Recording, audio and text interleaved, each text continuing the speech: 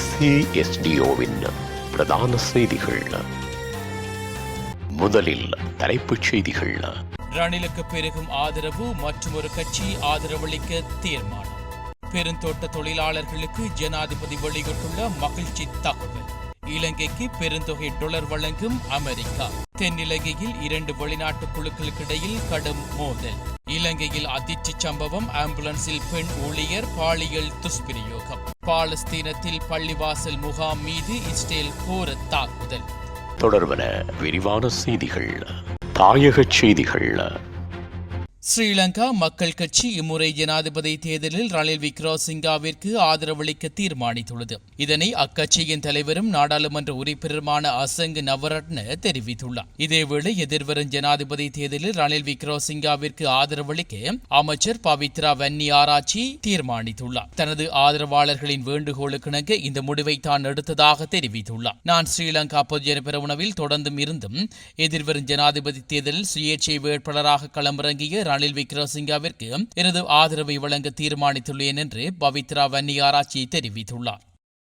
பெருந்தோட்ட தொழிலாளர்களுக்கு 1700 ரூபாய் நாளாந்த சம்பளத்தை வழங்க அரசாங்கம் எடுத்த தீர்மானத்துக்கு 7 பெருந்தோட்ட நிறுவனங்கள் இணக்கம் வெளியிட்டுள்ளதாக ஜனாதிபதி ரணில் விக்ரமசிங்க தெரிவித்துள்ளார். குறித்த விடயத்தை இலங்கை தொழிலாளர் காங்கிரசின் கண்டே ஏற்பாடு செய்யப்பட்டிருந்த நிகழ்வில் கலந்து கொண்டு உரையாற்றிய போதே அவர் இதனை குறிப்பிட்டுள்ளார். அத்தோடு இந்த விடயம் தொடர்பில் எதிர்வரும் திங்கட்கிழமை சம்பள நிர்ணய சபையை அழைத்து கலந்துரையாட உள்ளதாக கூறிய ஜனாதிபதி தேவை ஏற்படும் பட்சத்தில் புதிய சட்டங்களை வகுக்கவும் தயார் என குறிப்பிட்டுள்ளார். இந்நிலையில் பெருந்தோட்ட தொழிலாளர்களுக்கு பல வருடங்களாக செலுத்தப்பட்டுள்ள ஊழியர் சேமலாப நிதியை எதிர்வரும் ஆண்டு முதல் வழங்க நடவடிக்கை எடுப்பதாக ஜனாதிபதி ரணில் விக்ரமசிங்க தெரிவித்துள்ளார்.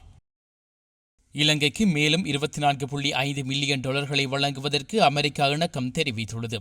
2 நாடுகளுக்கும் இடையிலான நீண்டகால கூட்டு முதலீட்டை மேலும் முன்னேற்றும் வகையில் இந்த நிதி வழங்கப்பட்டுள்ளதாக இலங்கையில் உள்ள அமெரிக்கா தூதரகம் அறிவித்துள்ளது. விவசாயம், கல்வி, சுகாதாரம், சுற்றுச்சூழல், நீர், சுகாதாரம் மற்றும் பிற நடவடிக்கைகளுக்கு 2 பில்லியன் டாலர்கள் உதவியாக வழங்கப்பட்டுள்ளன. 1956 ஆண்டு முதல் இந்த உதவி வழங்கப்பட்டு வருவதாக தூதரகம் தெரிவித்துள்ளது.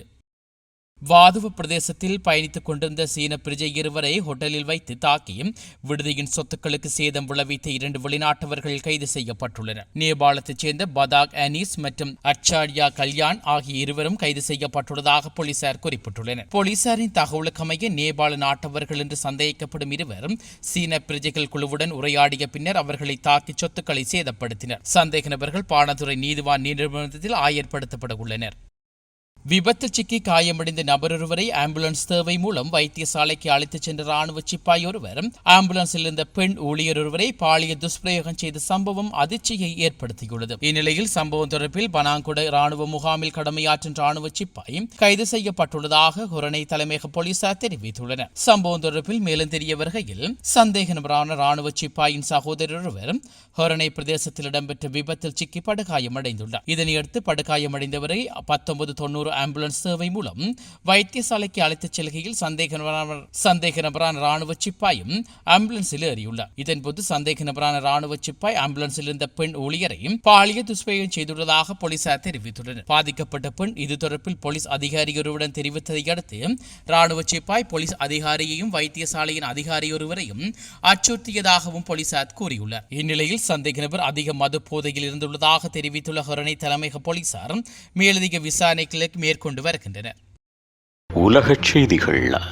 கிழக்கு காசாவில் மக்கள் தஞ்சமடைந்திருந்த பள்ளிவாசல் மீது இஸ்ரேல் வான்வழி தாக்குதலில் 100க்கும் மேற்பட்டோர் கொல்லப்பட்டுள்ளதாக சர்வதேச ஊடகங்கள் செய்தி வெளியிட்டுள்ளன. பஜார் எனப்படும் பகல் நேர தொழுகையில் மக்கள் ஈடுபட்டிருந்த போது இந்த தாக்குதல் இடம்பெற்றுள்ளது. கடந்த ஒரே வாரத்தில் 4 பள்ளிவாசல்கள் மீது இஸ்ரேல் தாக்குதல் நடத்தியுள்ளது. ஆகஸ்ட் மாதம் 4ஆம் தேதி 2 பள்ளிவாசல்கள் மீது நடத்தப்பட்ட தாக்குதலில் 30 பேர் உயிரிழந்தார்கள். அதற்கு முந்தைய நாள் நடத்தப்பட்ட தாக்குதலில் 17 பேர் உயிரிழந்தார்கள். குறித்த தாக்குதல்கள் இந்த பள்ளிவாசல் ஹமாஸ் கிளர்ச்சியாளர்கள் ஒளிந்திருப்பதனால் மேற்கொள்ளப்பட்ட தாக்குதலை இஸ்ரேல் நியாயப்படுத்திக் கொண்டது. இதற்கிடையில் வரும் ஆகஸ்ட் 15ஆம் தேதி இஸ்ரேல் மற்றும் ஹமாஸ் அமைதி பேச்சுவார்த்தையில் ஈடுபட உள்ளமையும் குறிப்பிடத்தக்கது.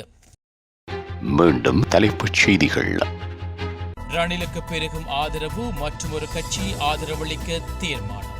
பெருந்தோட்ட தொழிலாளர்களுக்கு ஜனாதிபதி வெளியிட்டுள்ள மகிழ்ச்சி தகவல். இலங்கைக்கு பெருந்தொகை டாலர் வழங்கும் அமெரிக்கா. தென்னிலங்கையில் 2 வெளிநாட்டு குழுக்களுக்கிடையில் கடும் மோதல். இலங்கையில் அதிர்ச்சி சம்பவம். ஆம்புலன்ஸில் பெண் ஊழியர் பாலியல் துஷ்பிரயோகம். பாலஸ்தீனத்தில் பள்ளிவாசல் முகாம் மீது இஸ்ரேல் கோர தாக்குதல்.